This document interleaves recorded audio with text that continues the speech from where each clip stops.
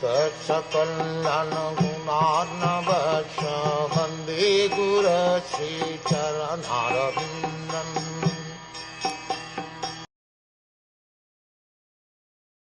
Lord Sri Krishna then prepared for his departure. He invited the sons of Pandu, after having been worshipped by the Brahmins, headed by Srila Vyasadeva. The Lord also reciprocated greetings. Apparently, Lord Sri Krishna was a Kshatri and was not worshipable by the Brahmins. But the Brahmins present there, headed by Srila Vyasadeva, all knew him to be the personality of Godhead, and therefore they worshipped him. The Lord reciprocated the greetings just to honor the social order that a Kshatri is obedient to the orders of the Brahmins. Although Lord Sri Krishna was always offered the respects due the Supreme Lord from all responsible quarters, the Lord never deviated from the customary usages between the four orders of society. The Lord purposely observed all these social customs so that others would follow him in the future.